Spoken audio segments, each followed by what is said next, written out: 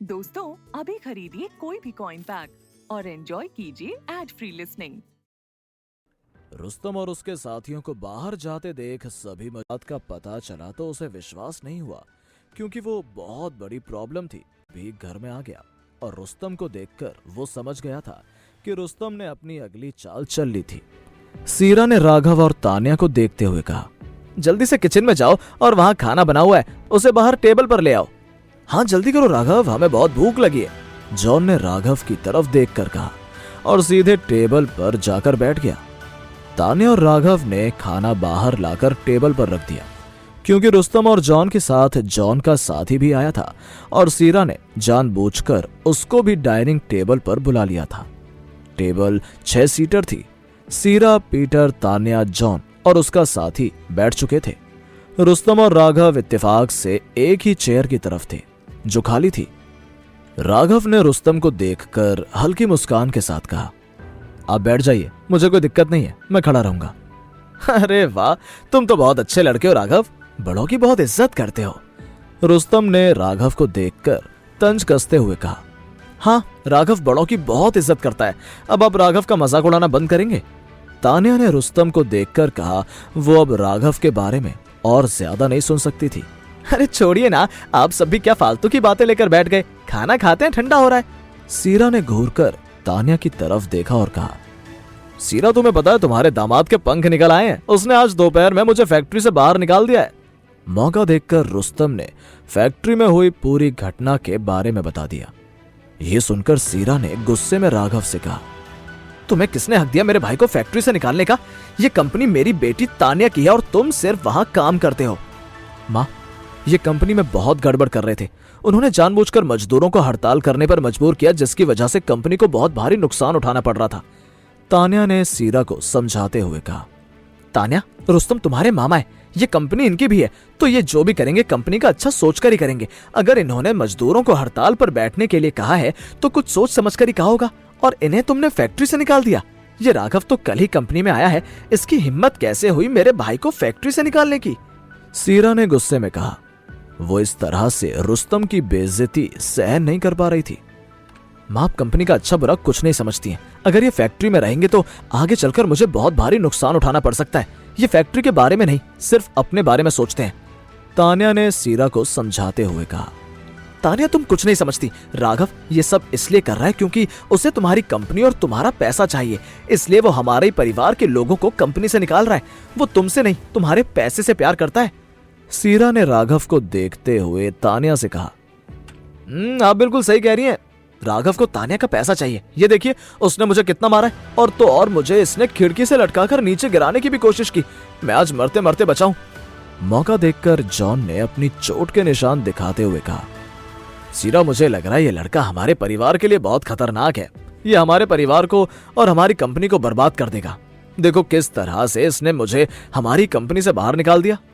रुस्तम ने बहुत गुस्से में राघव की तरफ देखा और सीरा से कहा, तो सीरा ने भी गुस्से में राघव को देखा और टेबल पर हाथ मारते हुए चिल्लाकर राघव से बोली, राघव तुम्हारी हिम्मत कैसे हुई ये सब करने की?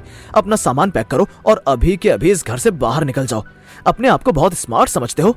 निकल जाओ अभी के अभी मेरे घर से बाहर, मैं तुम्हें एक पल भी यहाँ बर्दाश्त नहीं कर सकती। राघव सीरा की बात सुनकर थोड़ा घबरा गया और बिना कुछ कहे अपने कमरे में चला गया। सीरा को वैसे भी राघव इतना पसंद नहीं था, लेकिन वो यही सोच रही थी कि रुस्तम को फैक्ट्री से बाहर निकालकर राघव ने हद पार कर दी थी। माँ, राघव कहीं नहीं जाएगा। राघव ने जो भी किया सही किया, उसने कंपनी का भला सोचकर ही किया है। तान्या ने राघव का हाथ पकड़कर उसे वहीं रोक दिया और सीरा को समझाते हुए कहा, तान्या सच में तुम इस आदमी के लिए अपनी माँ से लड़ रही हो? ये आदमी तुम्हारी बिल्कुल परवाह नहीं करता। मुझे इस आदमी की अब शक्ल देखना भी पसंद नहीं है, इसलिए इस घर में या तो ये रहेगा या मैं रहूंगी। तुम्हें दोनों में से एक को चुनना होगा। सीरा ने गुस्से में तान्या को देखते हुए कहा, छोड़ो तान्या, इस बात को और आगे बढ़ाने की जरूरत नहीं है। माँ इस घर में बड़ी है तो बेहतर यही होगा कि मैं ही इस घर से चला जाऊं। राघव तान्या की बेइज्जती होते हुए नहीं देख सकता था, इसलिए उसने तान्या को समझाया और वहां से निकल गया।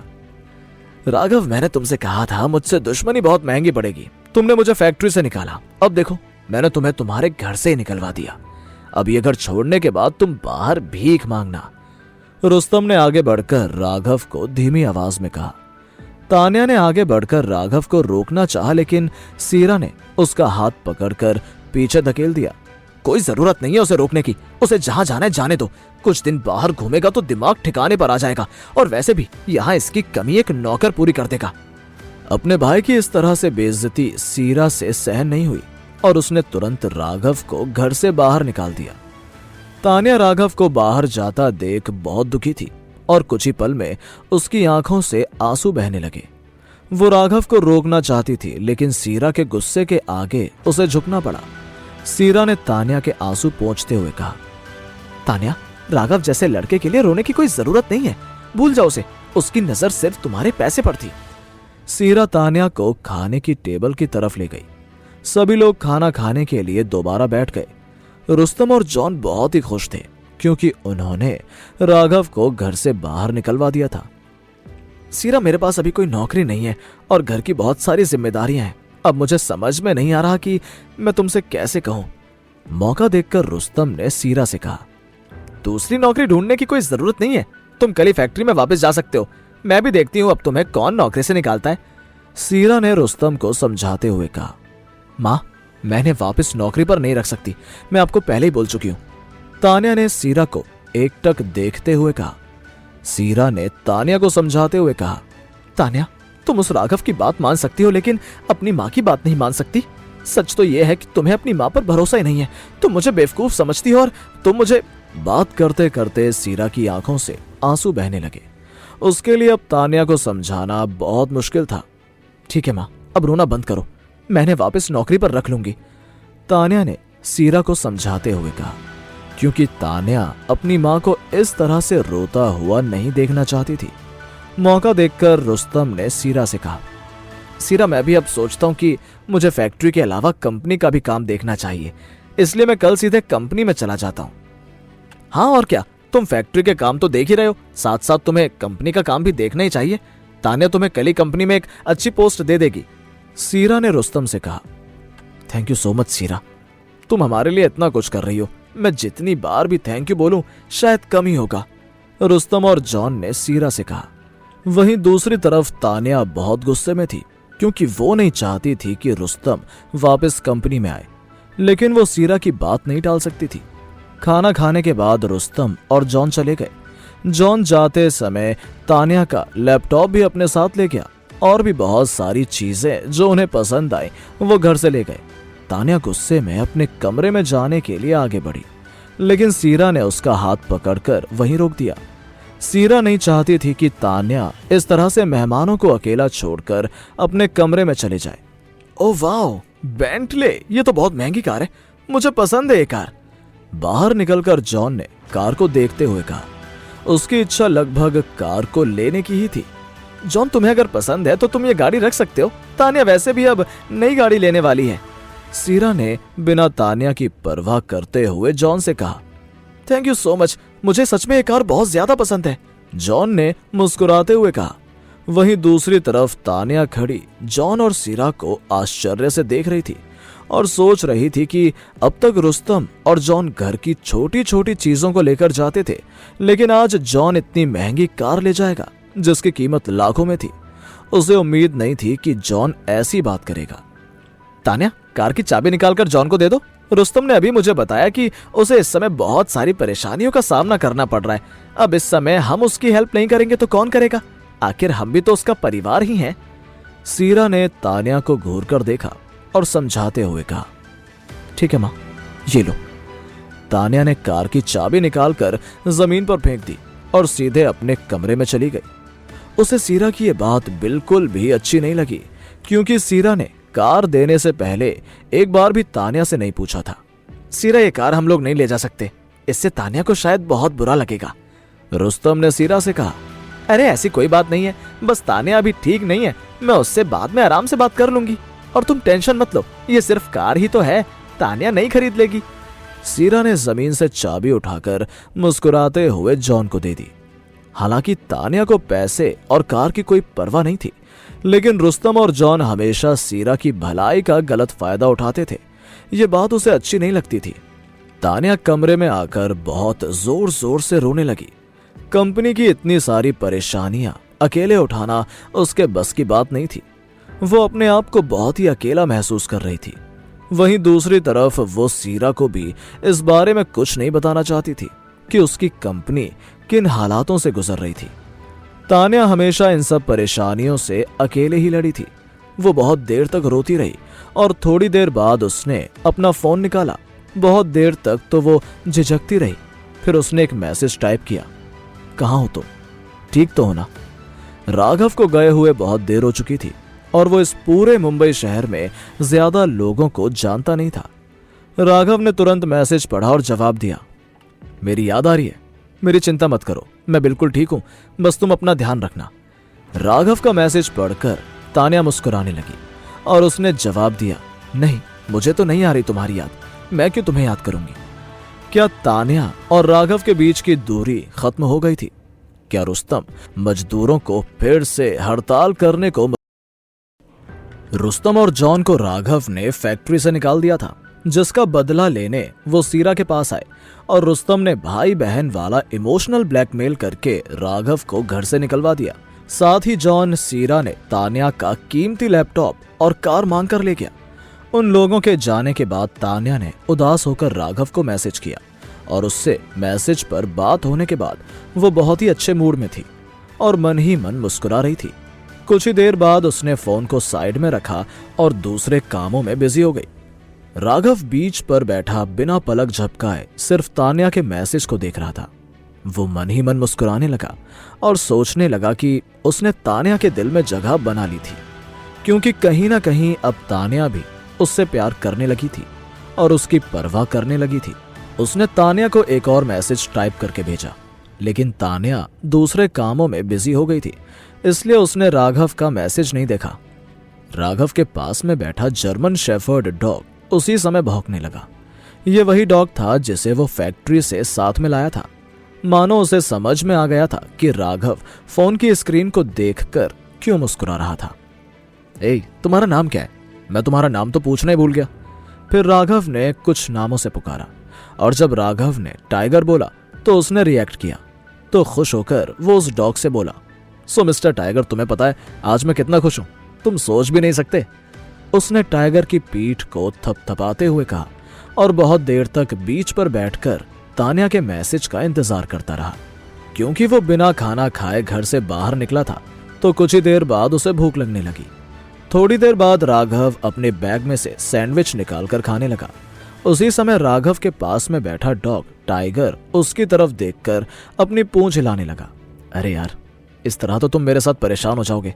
मेरी हालत तो अभी ऐसी है कि मैं तुम्हें इस समय खाना भी नहीं खिला सकता, राघव ने टाइगर को देखते हुए कहा और आधा सैंडविच उसकी तरफ बढ़ा दिया। अब क्या करें, मुझे तो और भूख लग रही है। सैंडविच खाने के बाद राघव की भूख और ज्यादा बढ़ गई। वो खाना खाने के लिए आगे बढ़ा, लेकिन उसकी जेब में पैसे नहीं थे। राघव और टाइगर बीच पर बैठे समुद्र की लहरों को देखने लगे। थोड़ी देर बाद राघव ने अपने सिर पर इस तरह से हाथ मारा जैसे उसे कुछ याद आ गया हो और वो उठकर अपनी कार की तरफ बढ़ने लगा। लकी डॉग, मुझे लगता है आज की रात हमें सड़क पर सोने की जरूरत नहीं पड़ेगी, राघव ने कार का दरवाजा खोलते हुए डॉग से मुस्कुराकर कहा। हाथ में इतनी महंगी गाड़ी है और जेब में खाने के लिए भी पैसे नहीं है, कोई मेरी इस बात का भरोसा भी करेगा? राघव ये सोचकर मन ही मन मुस्कुराने लगा। राघव और डॉग टाइगर कार में बैठकर जाने लगे, लेकिन दूसरे ही पल राघव के सामने दूसरी प्रॉब्लम आ गई। कार का पेट्रोल खत्म होने वाला था और राघव की जेब में पेट्रोल भरवाने के पैसे भी नहीं थे। मुझे लगा ही था कार का पेट्रोल खत्म हो जाएगा, प्रॉब्लम्स आती हैं तो एक साथ आती हैं, राघव ने परेशान होकर मन ही मन कहा। राघव के मन में ख्याल आया कि वो कार को बेच दे, जिससे उसके पास थोड़े पैसे आ जाएंगे, लेकिन कार राघव की नहीं थी, इसलिए दूसरे ही पल राघव ने कार को बेचने की बात दिमाग से निकाल दी। जब व्यक्ति मुसीबत में होता है तो उसका दिमाग बहुत तेज काम करने लगता है। उसी तरह राघव का दिमाग भी बहुत तेज काम करने लगा और अगले ही पल उसने इस प्रॉब्लम से निकलने का सॉल्यूशन ढूंढ लिया। राघव ने इससे पहले एक बहुत बड़े होटल में काम किया था, जहां से उसने अभी तक सैलरी नहीं ली थी। हालांकि राघव कुछ दिनों से होटल में नहीं जा रहा था, लेकिन उसे उम्मीद थी कि वहां जाकर उसे उसकी सैलरी मिल जाएगी और मन ही मन वो ये सोच रहा था कि बस कार में इतना पेट्रोल हो कि वो होटल तक पहुंच जाए, क्योंकि राघव के पास स्पोर्ट्स कार थी, इसलिए कार का पेट्रोल होटल पहुंचने से पहले ही खत्म हो गया। राघव ने कार को साइड में धकेल कर पार्किंग में पार्क कर दिया। अब उसके पास होटल में पैदल जाने के अलावा कोई ऑप्शन नहीं था। राघव ने टाइगर को टेलीफोन के खंबे से बांध दिया और होटल के अंदर जाकर मैनेजर से अपनी सैलरी मांगी। तुम्हें शर्म नहीं आती? तुम किस हक से अपनी सैलरी मांग रहे हो? तुमने हमारे रेगुलर कस्टमर को इतना परेशान किया, उनकी इतनी बेइज्जती की और उसके बाद बिना कुछ बताए होटल से चले गए। उस दिन होटल का इतना नुकसान हुआ, हमारे रेगुलर कस्टमर यहाँ से नाराज होकर चले गए। उसकी भरपाई कौन करेगा? तुम? हाँ? मैनेजर ने गुस्से में राघव को देखकर कहा, उन लोगों ने उस दिन मुझे इतना मारा था, आपको इस बात की परवाह नहीं है? आपको सिर्फ अपने रेगुलर कस्टमर की परवाह है। खैर छोड़िए, मैं ये सब बात करने यहाँ नहीं आया हूँ, मैं सिर्फ अपनी सैलरी लेने आया हूँ। मुझे मेरी सैलरी दे दीजिए, मैं चला जाऊंगा। राघव ने हल्के स्वर में मैनेजर से कहा, कौन सी सैलरी? चलो निकलो यहाँ से, तुम्हें यहाँ कोई पैसे नहीं मिलेंगे। गार्ड, इसे उठाकर बाहर फेंक दो। मैनेजर ने राघव को गुस्से से देखा और कहा, क्योंकि उसने राघव के पैसे बहुत पहले ही खर्च कर लिए थे। अरे ये तो घर जमाई राघव ही है, आप लोग जरा यहीं रुकिए, मैं कुछ ही देर में अपने रिश्तेदार से मिलकर आता हूँ। उसी समय शान ने दूर से राघव को आवाज लगाई। वो लड़के और लड़कियों के ग्रुप के साथ खड़ा था। शान सर, क्या आप इसे जानते हैं? मैनेजर अचानक थोड़ा घबरा गया, क्योंकि शान उसका रेगुलर कस्टमर था। हाँ, ये घर जमाई राघव है, मेरी बहन तान्या का पति। लेकिन इतने महंगे होटल में ये क्या कर रहा है? किसने इसे अंदर आने दिया? शान ने हंसते हुए कहा, और शान की बात सुनकर उसके आसपास के लोग भी हंसने लगे। शान, लगता है तुम अभी तक सुधरे नहीं हो, मैं अभी तुमसे कोई बात नहीं करना चाहता। राघव ने शान को देखते हुए कहा, वो सिर्फ यहाँ अपनी सैलरी लेने आया था। सर, ये आदमी होटल में पहले वेटर का काम करता था और एक दिन बिना किसी को बताए भाग गया और अब अपनी बकाया सैलरी लेने आया है। होटल का मैनेजर समझ गया था कि शान राघव का मजाक उड़ा रहा था। उसने भी मौका देखकर राघव की बेइज्जती करते हुए कहा, अच्छा तो ये घर जमाई यहाँ पर वेटर था और आज अपनी सैलरी लेने आया है। शान ने राघव का मजाक उड़ाते हुए कहा। शान ने राघव के करीब आकर कहा, तुम तो तान्या के कदमों में रहने के भी लायक नहीं हो। पता नहीं तुम जैसे वेटर की शादी तान्या जैसी लड़की के साथ कैसे हो गई। सभी ये बात सुनकर राघव की तरफ देखकर हंसने लगे। शान, तुम्हारे पास फालतू का समय होगा, लेकिन मेरे पास इन बातों के लिए समय बिल्कुल नहीं है। बेहतर यही होगा कि तुम यहाँ से चुपचाप चले जाओ। मुझे अच्छा नहीं लगेगा कि मैं तुम्हें थप्पड़ मारकर यहाँ से भेजूं। राघव ने शान को गुस्से में देखते हुए कहा, तुम मुझे थप्पड़ मारोगे? भूलो मत, तुम इस होटल में सिर्फ एक वेटर हो। तुम्हें पैसे चाहिए ना, तो जाओ मेरे लिए एक ड्रिंक लेकर आओ। मैं आज बहुत अच्छे मूड में हूँ, हो सकता है तुमसे खुश होकर मैं तुम्हें बहुत अच्छी टिप दे दूं। मैं यहाँ का रेगुलर कस्टमर हूँ और वेटर्स को अच्छी टिप दे देता हूँ। शान ने जमीन पर थूका और राघव को देखते हुए कहा, राघव, शान सर को थैंक यू बोलो और जल्दी से उनके लिए ड्रिंक लेकर आओ। ये खुश होकर तुम्हें टिप भी दे सकते हैं। शान सर बहुत ही अमीर आदमी है और इनका दिल बहुत ही बड़ा है। मैनेजर ने राघव को देखकर मुस्कुराते हुए कहा। होटल के सभी लोग आसपास खड़े हो गए और राघव की तरफ देखने लगे। क्या हो रहा है वहां? उसी समय काले सूट में एक आदमी दरवाजे से अपने आदमियों के साथ अंदर आया। उसने भीड़ को देखते हुए चिल्लाकर कहा, यह आदमी होटल का बिग बॉस मानव था, लेकिन उसे यहाँ कोई नहीं जानता था, क्योंकि मानव होटल में बहुत कम ही आता था। मानव को देखकर सभी लोग राघव के आसपास से हट गए। मानव ने राघव को देखकर कहा, राघव मास्टर, तुम यहाँ कैसे? वो राघव को देखकर अचंभित रह गया था और वहीं दूसरी तरफ होटल के सभी लोग राघव को आश्चर्य से देखने लगे। मानव ट्रेनिंग के दिनों में राघव के ही साथ था और ये केटीवी और होटल राघव की मदद से ही मानव ने लिया था, क्योंकि मानव होटल में बहुत कम आता था। यही देखकर राघव ने वहां पार्ट टाइम जॉब करने का सोचा, ताकि उसकी असल जिंदगी के बारे में किसी को पता न चले। मानव नहीं जानता था कि राघव यहाँ पार्ट टाइम जॉब करता था। मानव ने केटीवी और होटल के अलावा एक सिक्योरिटी कंपनी भी खोल ली थी। राघव, तुम यहाँ क्या कर रहे हो? चलो ऊपर चलते हैं, मुझे तुमसे बहुत सारी बातें करनी है। मानव राघव को ऊपर की तरफ ले जाने लगा और मानव के आदमियों ने होटल के सभी लोगों को अपने अपने काम पर जाने के लिए कहा। मैनेजर ने मानव के आदमियों से कहा, हेलो, कौन है आप लोग और इस तरह से अंदर कैसे चले आए? आपने देखा नहीं कि हम लोग यहाँ काम कर रहे हैं और ये शान सर है, इनसे इज्जत से बात करो। क्योंकि मानव होटल में बहुत कम आता था, इसलिए मैनेजर मानव को जानता नहीं था कि मानव ही इस होटल और केटीवी का मालिक है और उन सबका बिग बॉस था। मानव और मानव के साथियों को देखकर राघव थोड़ा घबरा गया था। वो नहीं चाहता था कि उसकी असलियत किसी को पता चले। वो इस होटल में वेटर बनकर एक सीक्रेट लाइफ जी रहा था। शान सर? मानव ने राघव की तरफ देखा और उसका मजाक उड़ाते हुए कहा। मानव शहर के अमीर और इज्जतदार आदमियों में से था। मानव शहर में किसी से भी नहीं डरता था। यह देखकर मानव के आदमी ने वॉकी टॉकी निकाला और कहा, जल्दी अंदर आओ, यहां कुछ गड़बड़ है, हमें यह जगह साफ करनी है। शान ने मानव को देखते हुए कहा, तुम जो भी हो अभी मुझे अच्छी तरह नहीं जानते हो। अगर मुझे जानते होते तो तुम्हारी इस तरह की बात करने की हिम्मत नहीं होती। शान ने लगभग धमकी देते हुए कहा, क्योंकि शान भी शहर के अमीर परिवारों में से एक था और वो भी किसी से नहीं डरता था। इससे पहले कि शान अपनी बात पूरी कर पाता, काला सूट और टाई पहने कुछ लोग होटल के अंदर आए और होटल को घेर कर खड़े हो गए। वो सभी लोग किसी बॉडीगार्ड से कम नहीं लग रहे थे। सभी लोगों ने एक दूसरे को हाथों से इशारा किया और देखते ही देखते उन्होंने होटल को पूरी तरह घेर लिया था। यह देखकर शान थोड़ा घबरा गया, क्योंकि इस तरह से मानव के इशारे पर इतने सारे बॉडीगार्ड आना उसने सिर्फ फिल्मों में ही देखा था। वो घबराकर इधर उधर सभी को देखने लगा। साथ साथ शान को लग रहा था कि ये सभी राघव को जानते थे और राघव के कहने पर ही ये सब कुछ हो रहा था। ये सारी चाल राघव की ही थी। दूसरी तरफ होटल का मैनेजर जो कोने में खड़ा था, ये सब देखकर घबरा गया। मौका मिलते ही वो सभी की नजरों से बचते हुए अपने बॉस को बुलाने के लिए वहां से निकल गया। तभी केटीवी का बॉस राकेश वहां पर आया और इतनी भीड़ जमा देखकर उसने चिल्लाकर कहा, क्या चल रहा है वहां और कौन हो तुम लोग? हमारे कस्टमर्स के साथ इस तरह बिहेव क्यों कर रहे हो? शान राकेश को देखकर थोड़ा कॉन्फिडेंस में आ गया और उसे लगा कि वो इन सबको यहां से बाहर निकाल देगा। आखिर कौन था ये बिग बॉस मानव? अब होटल में आगे क्या होगा? क्या राघव को सीरा ने राघव को घर से बाहर निकाल दिया।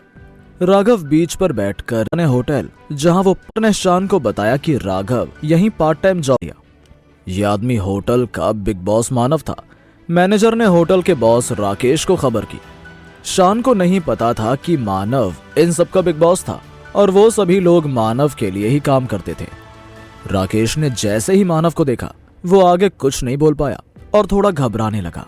मानव ने राकेश की तरफ इशारा किया और राकेश ने जाकर गेट बंद कर दिया और चुपचाप एक कोने में खड़ा हो गया। यह देखकर शान सोचने लगा कि जरूर कुछ गड़बड़ है और वो थोड़ा घबराने लगा। मानव राघव की तरफ देखकर मुस्कुराने लगा। राघव ये सब देखकर यही सोच रहा था कि वो तो बस अपनी सैलरी लेने आया था, उसे इन सब झंझटों में नहीं पड़ना था। राघव, इतने टाइम कहाँ थे तुम? और अब यहाँ हो तो तुमने मुझे बताना भी जरूरी नहीं समझा? मानव ने राघव को गले लगाते हुए कहा। मानव, ऐसी कोई बात नहीं है, बस एक छोटी सी दिक्कत थी, इसलिए मैं यहाँ पर आया था। राघव मानव से कुछ छुपाना नहीं चाहता था, इसलिए उसने मानव को बता दिया। क्या दिक्कत है बताओ मुझे।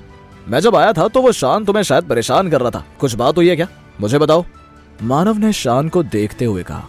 अरे नहीं मानव, ऐसी कोई बात नहीं है। शान से मेरी कोई लड़ाई नहीं हुई है, मैं तो उसे जानता भी नहीं हूँ। आज पहली बार ही मिला हूँ। मैं यहाँ पहले पार्ट टाइम जॉब करता था और बस यहाँ अपनी बकाया सैलरी लेने आया हूँ। राघव ने मानव को समझाते हुए कहा। पार्ट टाइम जॉब और सैलरी लेने आए हो? अच्छा, तो वो तुम ही हो जो कुछ समय पहले यहाँ पर पार्ट टाइम जॉब के लिए आए थे। तो तुम्हें सीधे मुझसे बात करनी चाहिए थी। ये जगह तुम्हारी तो है और तुम यहाँ पार्ट टाइम जॉब कर रहे हो और वाकई में तुम्हें पैसों की जरूरत है तो तुम मुझसे कह सकते हो। मैं तुम्हें अभी इसी समय जितने पैसे चाहिए दे दूंगा। मानव ने राघव की चिंता करते हुए कहा। मानव, तुमने इतना कह दिया, मेरे लिए यही बहुत बड़ी बात है। मैं बस अपनी बकाया सैलरी यहाँ पर लेने आया हूँ, मुझे बस वही चाहिए। तुम मुझे वो पैसे दिला दो क्योंकि मुझे रात बिताने के लिए अभी जगह भी ढूंढनी है। राघव ने मानव से कहा। इतनी जल्दी क्या है? इतने सालों बाद मिले हो, मुझे तुम्हारे साथ बैठकर बहुत सारी बातें करनी है। इस तरह तुम्हें यहाँ से जाने नहीं दूंगा, समझे? मानव राघव को लेकर होटल के अंदर की तरफ जाने लगा। उसी समय होटल में काम कर रहे बाकी लोग मानव और राघव को साथ में देखकर थोड़ा सकपका गए। मानव ने राघव के साथ बैठकर बहुत सारी बातें की। दोनों एक दूसरे के किस्से सुनकर बहुत जोर जोर से हंसने लगे। तभी मानव ने वेटर को बुलवाया और राघव से मुस्कुराते हुए पूछा, बताओ कौन सी ड्रिंक लोगे? नहीं मानव, मैं ड्रिंक नहीं लूंगा, मैं जूस पी लूंगा। राघव ने मुस्कुराते हुए कहा। ये क्या बोल रहे हो? तुम तो बड़े ही शरीफ आदमी हो गए हो। हाँ? मानव ने राघव की तरफ देखकर मुस्कुराते हुए कहा। नहीं, ऐसी कोई बात नहीं है, मैं वैसे भी ड्रिंक नहीं करता। राघव ने मुस्कुराते हुए कहा। नहीं पीते तो मेरे साथ आज पीनी पड़ेगी। मेरे साथ बैठकर तुम जूस नहीं पी सकते। बताओ क्या लोगे, बियर, वाइन, वोडका? मानव ने मुस्कुराते हुए पूछा। थोड़ी ही देर में वेटर ने तरह तरह की शराब की बोतलों से टेबल को सजा दिया। कितना अच्छा दिन है आज। मेरे साथ मेरा सबसे पुराना दोस्त है और इतनी सारी शराब की बोतल टेबल पर पड़ी है। मानव ने शराब की बोतल खोलते हुए कहा और एक बोतल राघव को खोलकर दे दी और दूसरी बोतल खोलकर राघव से कहा, चीयर्स राघव। मानव, तुम्हें सच बताऊं तो मेरी पत्नी तानिया को इन सब चीजों से नफरत है, इसलिए मैं शराब नहीं पीता हूं। राघव ने हल्की मुस्कान के साथ कहा। तानिया को शराब और सिगरेट से सख्त नफरत थी, इसलिए राघव ने बहुत पहले ही शराब पीना छोड़ दिया था। तुमने शादी भी कर ली और अभी तक तुमने मुझे इस बारे में बताया भी नहीं। हम लोग इतनी देर से बात कर रहे हैं और तुम इस बात को मुझसे छुपाए हुए थे। मानव ने राघव को देखते हुए कहा, अरे ये कोई इतनी बड़ी बात नहीं है, मैंने बस ऐसे ही तुम्हें नहीं बताया। तुम इतने बड़े होटल के मालिक हो, इतने बड़े बिजनेसमैन हो गए हो, तुम मेरे बारे में जानकर क्या करोगे? राघव ने मुस्कुराते हुए कहा, अरे नहीं, ये बड़ी बात है। तुमने अभी तक अपने बारे में कुछ भी नहीं बताया कि तुम्हारे साथ चल क्या रहा है। अब मुझे तुम्हारे बारे में सब कुछ जानना है। मानव ने राघव को देखते हुए कहा। थोड़ी देर में राघव ने मानव को सब कुछ बता दिया कि उसकी जिंदगी में अभी क्या चल रहा था। हालांकि उसने सिर्फ तान्या और उसकी शादी के बारे में ही बताया था। इसलिए तुम आज यहाँ पर हो। राघव, तुम शराब नहीं पी सकते, सिगरेट नहीं पी सकते। यार, मुझे यकीन नहीं हो रहा कि इतने बड़े मार्शल आर्ट्स मैन की पत्नी इतनी सख्त हो सकती है। तुम्हारी शादी को 2 साल हो गए और अभी तक तुम्हारे कोई बच्चा भी नहीं है। चलो छोड़ो इन सब बातों को। आज यहाँ पर तान्या नहीं है, तुम मेरे साथ हो और आज तुम मुझे मना नहीं कर सकते। मानव ने मुस्कुराते हुए कहा। राघव भी मुस्कुराने लगा और मन ही मन सोचने लगा कि बच्चा तो बहुत दूर की बात है। उसने तो तान्या को आज तक छुआ भी नहीं है और आज उसे सीरा ने बेइज्जत करके घर से बाहर निकाल दिया था। वो इस तरह की बातें मानव से नहीं करना चाहता था, इसलिए उसने ये सारी बातें मानव से छुपाए रखी। थोड़ी देर बाद शान मैनेजर को धक्का देते हुए अंदर की तरफ आ गया। मानव और राघव को साथ में बैठा देखकर शान थोड़ा घबरा गया। उसे कुछ समझ में नहीं आ रहा था। तभी राघव शान की तरफ देखकर मुस्कुराने लगा। मानव ने मैनेजर और शान को बुलाकर कहा, ये राघव है और मेरा बहुत अच्छा दोस्त है। तुमने इसके साथ अभी जो बर्ताव किया वो सब मैंने अपनी आंखों से देखा है। उस बर्ताव के लिए तुम दोनों अभी के अभी राघव से माफी मांगो। ये कहने के बाद मानव ने मैनेजर की तरफ देखा और कहा, और तुम्हारी हिम्मत कैसे हुई मेरे दोस्त की सैलरी काटने की? क्या तुम यहाँ पर जॉब नहीं करना चाहते? मैं इस घर जमाई से माफी मांगू? तुम्हारा दिमाग तो ठिकाने पर है ना? शान ने राघव की तरफ घूर कर कहा और गुस्से में कहा। शान को उम्मीद नहीं थी कि मानव राघव का दोस्त होगा और वो इस तरह की प्रॉब्लम में फंस जाएगा। दूसरे ही पल मैनेजर ने राघव से माफी मांगी, क्योंकि वो समझ चुका था कि अगर वो ऐसा नहीं करता है तो उसे अपनी नौकरी से हाथ धोना पड़ेगा। लेकिन साथ साथ वो ये भी सोच रहा था कि मानव, जिसका इतना बड़ा होटल है, वो राघव जैसे वेटर का दोस्त कैसे हो सकता है? माफी तो तुम्हें मांगनी पड़ेगी, नहीं तो तुम यहाँ से सही सलामत नहीं जा सकते। मानव ने शान को गुस्से में देखते हुए कहा, तुम जानते भी हो मैं कौन हूँ? तुम सिर्फ इस केटीवी और होटल के मालिक हो, लेकिन मैं इस शहर के सबसे रईस परिवारों में से हूँ। मैं चाहूँ तो अभी के अभी तुम्हें तुम्हारी औकात याद दिला सकता हूँ, और अब आगे जो भी कहो सोच समझ कर ही कहना। शान ने बहुत गुस्से में मानव को देखते हुए कहा। वो अपनी बेइज्जती और सहन नहीं कर सकता था। मानव तो तुम्हें नहीं जानता, लेकिन मैं तुम्हें बहुत अच्छी तरीके से जानता हूँ। राघव शान से बहस नहीं करना चाहता था, लेकिन शान की यह बात सुनकर उसने गुस्से में शान को देखते हुए कहा। शान राघव को गुस्से में देखने लगा। वो अगले ही पल राघव का चेहरा तोड़ देना चाहता था। राघव, तुम भूलो मत कि तुम सिर्फ एक घर जमाई हो। तुम हमारे परिवार के टुकड़ों पर पल रहे हो और हमारे परिवार के खिलाफ बोल रहे हो। तुमसे तो मैं बाद में बात करूंगा, पहले मुझे इस आदमी से बात करनी है। शान ने राघव को गुस्से में देखते हुए कहा और मानव की तरफ मुड़ गया। मानव ने शान के चेहरे पर शराब गिराते हुए कहा, ये लो और पहले अपना चेहरा साफ करो, फिर मुझसे बात करना। शान, मेरी तुमसे कोई दुश्मनी नहीं है। क्यों तुम हमेशा मुझसे टकराते रहते हो? मुझे शांति से अपनी लाइफ जीने दो और खुद भी शांति से अपनी लाइफ जियो प्लीज।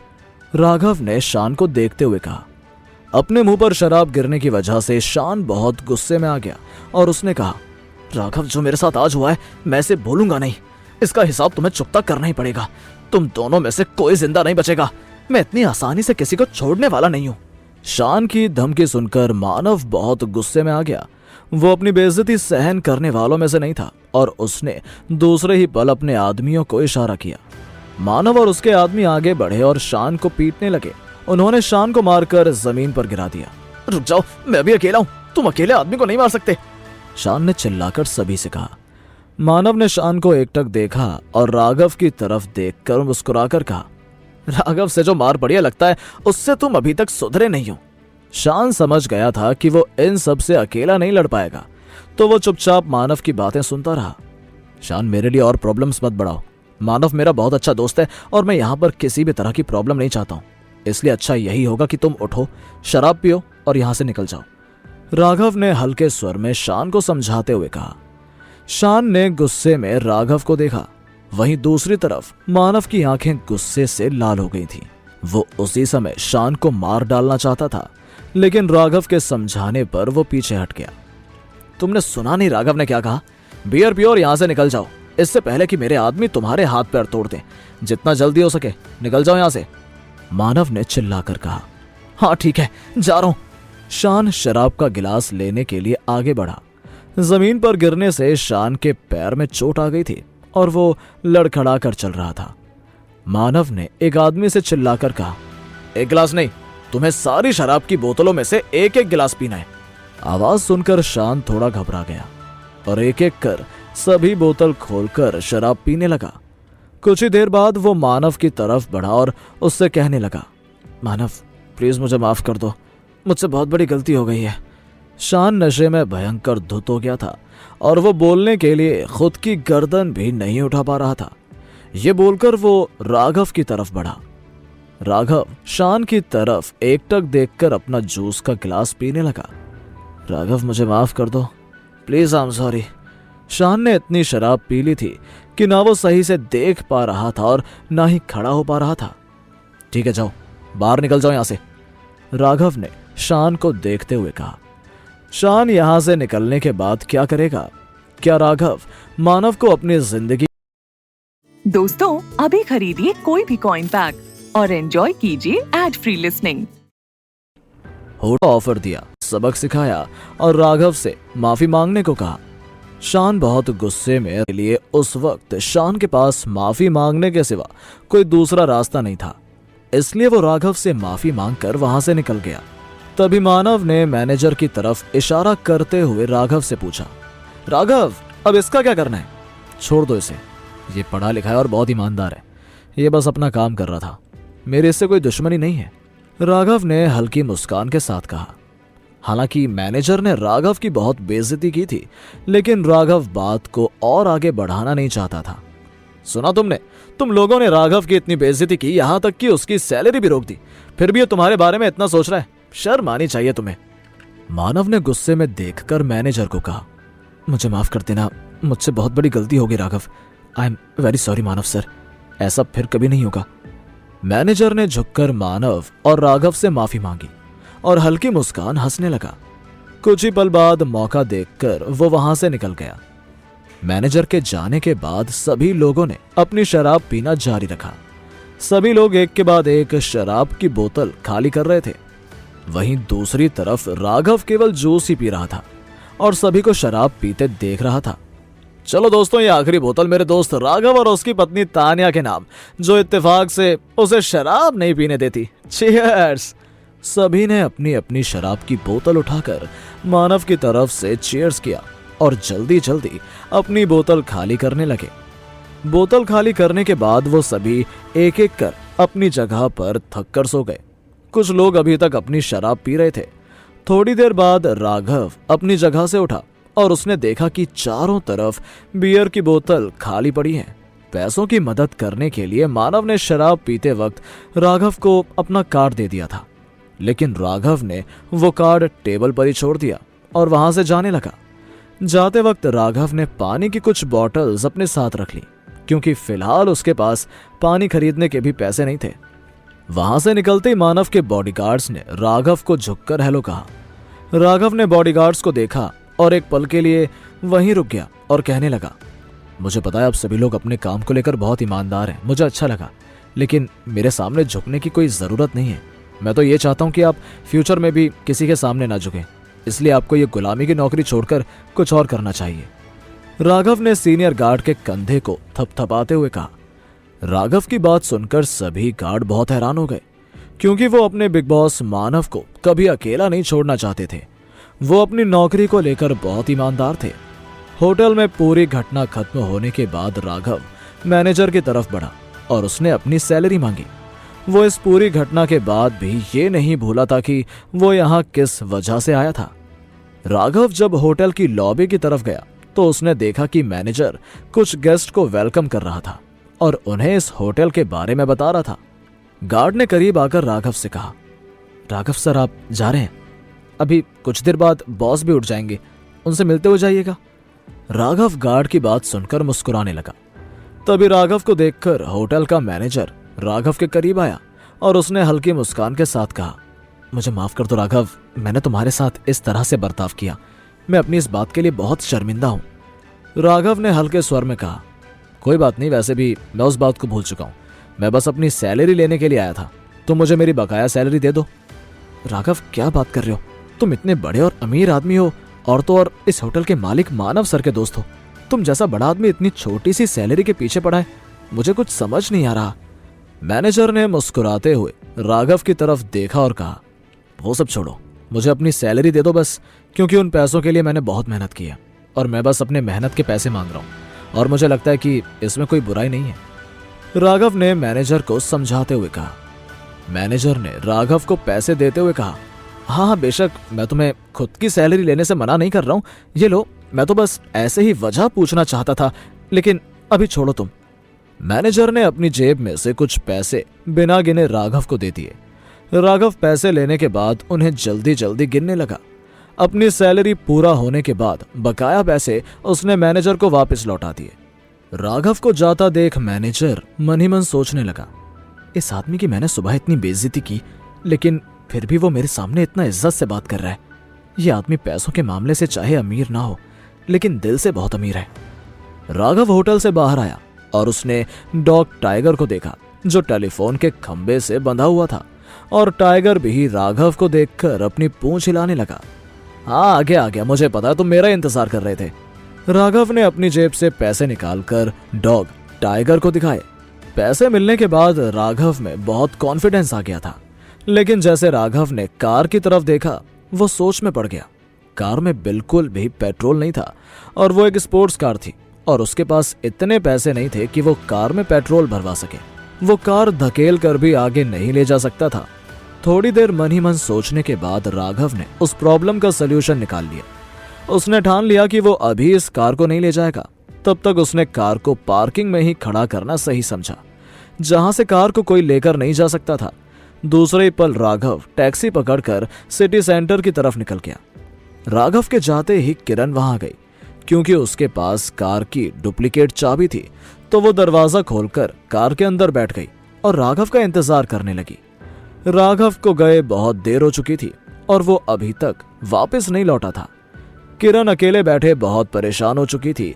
थोड़ी देर बाद उसने कार को स्टार्ट करने की कोशिश की, लेकिन कार में पेट्रोल न होने की वजह से कार स्टार्ट नहीं हुई। कुछ ही पल बाद किरण को पता चला कि कार में पेट्रोल नहीं था। थोड़ी देर बाद किरण को समझ में आ गया कि राघव ने कार को यहाँ इसलिए पार्क किया था क्योंकि उसमें पेट्रोल खत्म हो गया था। कार पार्किंग में सुरक्षित थी, इसलिए वो इसे यहाँ छोड़कर कहीं चला गया था। किरण ने कार के स्टीयरिंग को हाथ मारते हुए गुस्से में कहा, मैं इतनी देर से राघव का इंतजार कर रही हूँ। अगर मुझे पहले पता होता कि इस कार का पेट्रोल खत्म हो गया है तो मैं यहाँ बैठकर अपना टाइम वेस्ट नहीं करती।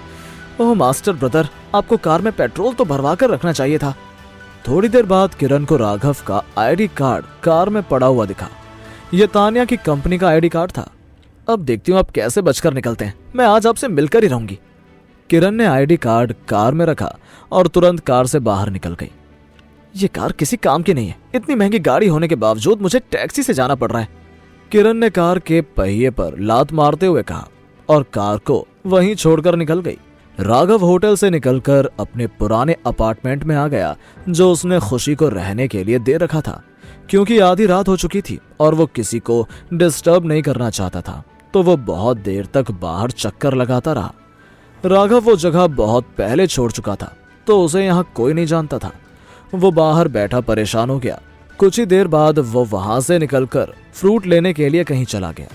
फ्रूट लेते समय राघव ने समझाते हुए फ्रूट वाले से कहा, अरे आपको क्या लगता है मैं यहाँ घूमने आया हूँ? मैं फ्रूट खरीद नहीं आया हूँ, लेकिन आप बहुत महंगे लगा रहे हैं, सही भाव बताइए, मैं ले लूंगा। फ्रूट वाले ने धीरे से कहा, मैंने बिल्कुल सही भाव बताए हैं। ठीक है, आपकी मर्जी, लेकिन मैं इतने महंगे फ्रूट्स नहीं ले सकता, राघव ने फ्रूट वाले से कहा और वहां से निकल गया और बिना फ्रूट लिए ही वापस आ गया। कुछ ही देर बाद राघव और डॉग टाइगर अपार्टमेंट के दरवाजे के सामने आकर रुक गए। बहुत देर बाद राघव ने आगे बढ़कर घंटी बजाई। घर में काफी सन्नाटा था। बहुत देर तक दरवाजा खोलने के लिए कोई नहीं आया और ना ही कोई हलचल हुई। राघव को कुछ गड़बड़ लगी। राघव दरवाजे पर खड़ा सोचने लगा, पता नहीं खुशी अंदर होगी कि नहीं, शायद वो काम से कहीं बाहर गई हो और मैं इतनी रात को दरवाजा खोलकर अंदर भी नहीं जा सकता। अगर अंदर कुछ लोग हुए तो वो जरूर मुझे चोर समझेंगे और फिर बहुत बड़ी मुसीबत हो जाएगी।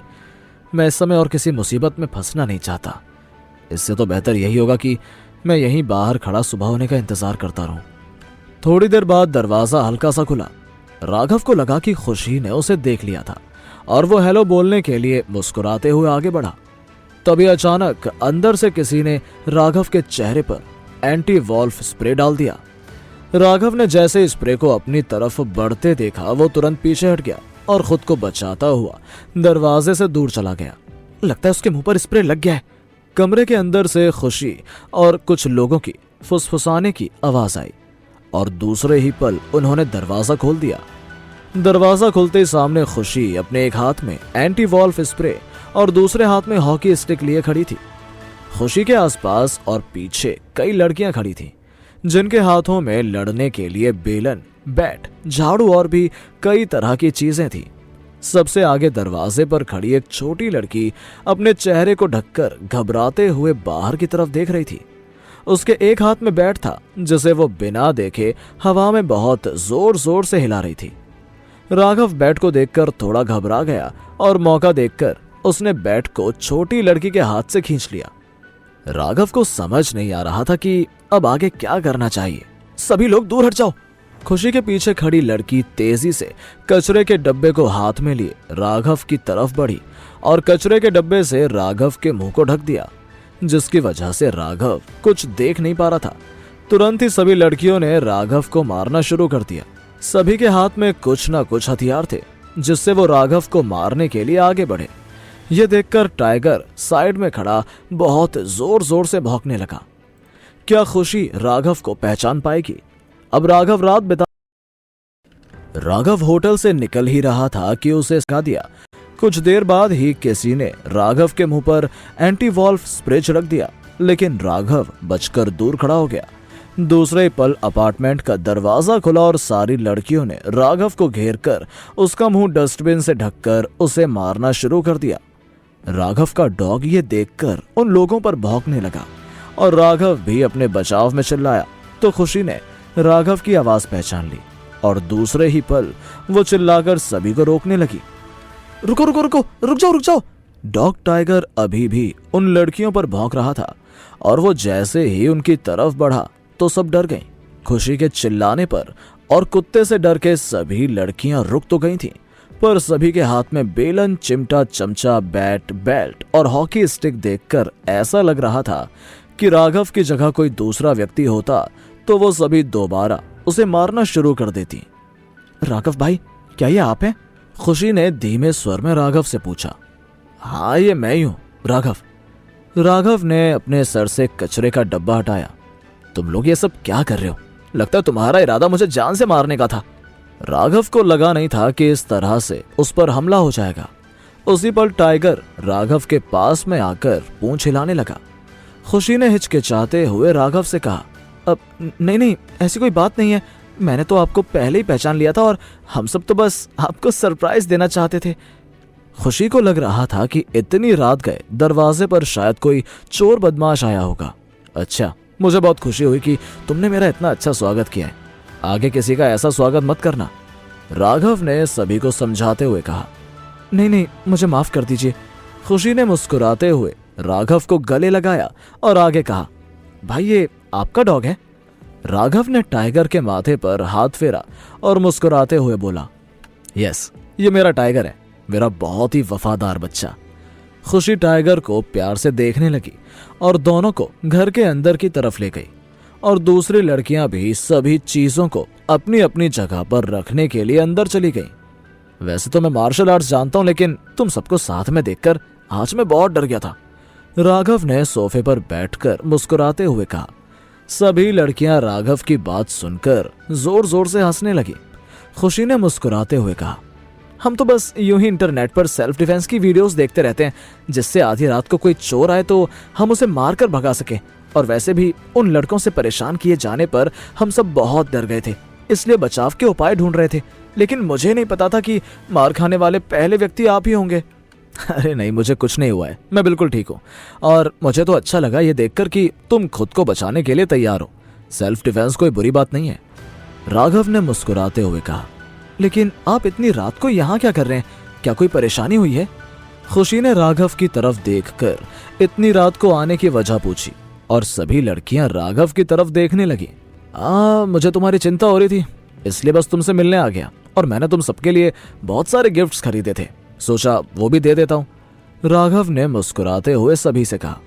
क्या आप इतनी रात को हमें गिफ्ट देने आए हैं? सभी लड़कियां राघव की तरफ हैरानी से देखने लगी। हाँ, ये देखो, मैं सभी के लिए कुछ ना कुछ फ्रूट्स लाया हूं। राघव ने बात पलट दी और तुरंत अपने हाथ में रखे फ्रूट्स को देते हुए कहा, आप सिर्फ हमारे लिए फ्रूट्स लाए? हम लोगों ने तो गिफ्ट की बात सुनकर सोचा कि आप कुछ बड़ी चीज लेकर आए होंगे। सभी ने हल्की मुस्कान के साथ राघव को कहा। राघव के घर आते सभी लोग बहुत खुश थे। अगली बार जरूर ले आऊंगा। अब तुम सब मुझसे यूं ही बातें करती रहोगी या मुझे कुछ खाना वाना भी खिलाओगी? मुझे और टाइगर को बहुत तेज भूख लगी है। क्यों टाइगर? राघव ने मुस्कुराते हुए अपने डॉग टाइगर की तरफ देखा और खुशी से पूछा। राघव के देखते ही साइड में बैठा टाइगर खड़ा होकर पूंछ हिलाने लगा। सॉरी, मैं बातों बातों में आपसे खाने के बारे में पूछना तो भूल ही गई। तो आप इतनी रात गए हमारे पास सिर्फ खाना खाने के लिए आए हैं? खुशी ने मुस्कुराते हुए कहा। हाँ और क्या मैं इतनी रात को खाना खाने के लिए नहीं आ सकता? और मुझे तो नहीं लगता कि खाना खाने का कोई वक्त होता है। मुझे तो जब भूख लगती है मैं खा लेता हूँ। राघव ने सभी को देखकर मुस्कुराते हुए कहा। सभी हंसते हुए राघव की तरफ देखने लगे। सभी को राघव का मजाकिया स्वभाव बहुत अच्छा लगा। लेकिन सच बात तो ये थी कि राघव के पास खाना खाने के लिए भी पैसे नहीं थे। उसकी जेब में कुल 4,000 रुपए थे और पता नहीं उसे इन 4,000 में कितने दिन काटने थे। सभी लड़कियां अपने अपने काम में जुट गईं। कुछ रसोई का काम करने के लिए रसोई की तरफ चली गईं, कुछ सब्जियां काटने लगी तो कुछ राघव से बात करने लगी। पूरे दिन के तनाव के बाद राघव खुशी के यहाँ आकर बहुत अच्छा महसूस कर रहा था। बातों ही बातों में बहुत समय गुजर गया और खाना भी बनकर तैयार हो गया। इतने कम समय में सभी ने मिलकर 3-4 डिशेस बना ली थी। खुशी ने राघव को खाना परोस दिया और टाइगर को भी एक कटोरी में अंडे और दूसरे में दूध रोटी खाने को दे दी। राघव ने सुबह से सिर्फ आधा सैंडविच खाया था और उसे बहुत भूख लगी थी, इसलिए वो बिना कुछ सोचे खाने को देखते ही जल्दी जल्दी खाने लगा। खाना बहुत ही स्वादिष्ट बना था। सभी लड़कियां राघव की तरफ आश्चर्य से देखकर सोचने लगीं कि राघव को सच में शायद बहुत भूख लगी थी। खाना खाने के बाद राघव की आंखों में चमक आ गई और वो कुर्सी पर आराम से बैठ गया। राघव भाई, एक बात कहूं? इस समय तो आपको घर होना चाहिए। बहुत रात हो गई है और शायद भाभी आपका इंतजार कर रही होंगी। खुशी ने चिंता करते हुए कहा और सोचा कि राघव की शादी हो चुकी थी और इतनी रात गए राघव का यहाँ आना शायद तानिया को ठीक न लगे। मैं वापस घर नहीं जा सकता क्योंकि मुझे मेरी सास ने घर से बाहर निकाल दिया है, राघव ने खुशी से कहा। क्या? सभी लड़कियों ने एक साथ कहा। वो सभी राघव की बात सुनकर अवाक रह गईं। सभी को राघव की बात पर विश्वास नहीं हो रहा था। साथ साथ खुशी अपने दिल में बहुत अच्छा महसूस कर रही थी, क्योंकि खुशी राघव को रुकने के लिए कहती तो वो मना कर देता था। लेकिन अब शायद राघव कुछ दिन यहाँ रुक जाएगा। हंसी मजाक और बात करते करते रात बहुत ज्यादा हो चुकी थी। सभी बहुत थके हुए थे और एक एक कर सोने के लिए चले गए। राघव अपने रूम में चला गया जहां उसका सामान रखा रहता था। खुले दरवाजे से खुशी ने अंदर आते हुए कहा, भाई आपने दरवाजा बंद नहीं किया है, दरवाजा बंद कर लीजिए, नहीं तो फिर कोई आपको मारने के लिए अंदर चला आएगा। इतना कहकर खुशी मुस्कुराते हुए अपने कमरे में जाने लगी। नहीं नहीं, ऐसी कोई बात नहीं है, ये टाइगर है ना, मेरी सेफ्टी के लिए। राघव ने टाइगर को देखकर मुस्कुराते हुए खुशी से कहा। खुशी के जाने के बाद 2-3 बार बाहर देखने के बाद राघव ने अपना दरवाजा बंद कर लिया और सोचने लगा कि ये लड़कियां दोबारा गुस्से में आ गई और तू टाइगर अगर सो गया तो कौन बचाएगा मुझे? इससे अच्छा तो मैं दरवाजा बंद ही कर लेता हूं। दरवाजे के बाहर खड़ी लड़कियां उसकी बात सुनकर जोर जोर से हंसने लगी। कुछ ही देर बाद सब लोग अपने अपने कमरे में जाकर सो गए। राघव मुस्कुराते हुए अपने कमरे में कीमती चीजों को और पेंटिंग्स को ध्यान से देखने लगा। एक पल के लिए उसे ख्याल आया कि इन चीजों को बेचकर भी पैसा आ सकता है, लेकिन दूसरे ही पल उसने इस ख्याल को अपने दिमाग से निकाल दिया, क्योंकि वो अपनी कीमती चीजों को बेचना नहीं चाहता था। थोड़ी देर बाद राघव और टाइगर दोनों सो गए। अगले दिन राघव बहुत लेट उठा और इससे पहले वो कभी इतना लेट तक नहीं सोया था। डॉग टाइगर अभी भी मजे से सो रहा था। राघव धीरे से रूम के बाहर आ गया और डोर बंद कर दिया। जब वो बाहर आया तो उसने देखा सभी लोग अपने अपने काम में जुट चुके थे। नाश्ता भी तैयार हो चुका था। एक मेहमान की तरह देखभाल करते हुए किसी ने राघव से कहा, आप ब्रश कर लीजिए और मुंह धो लीजिए, चाय और नाश्ता तैयार है। इतनी सब खातिरदारी देखने के बाद राघव को बहुत अच्छा महसूस हुआ और वो मन ही मन सोचने लगा कि तान्या अगर उस घर में नहीं होती तो मैं हमेशा हमेशा के लिए यहीं रुक जाता। खुशी ने राघव को मुस्कुराते हुए कहा, भाई आपको कहीं जाना तो नहीं है? मेरा तो कहना है कि आप आज भी यहीं रुक जाइए, आपको कहीं जाने की जरूरत नहीं है। राघव ने खुशी की बात मानते हुए कहा, हाँ क्यों नहीं, वैसे भी अभी मेरे पास कोई घर नहीं है और सड़क पर मैं सो नहीं सकता, तो कुछ दिन तुम लोगों के साथ ही रहूंगा।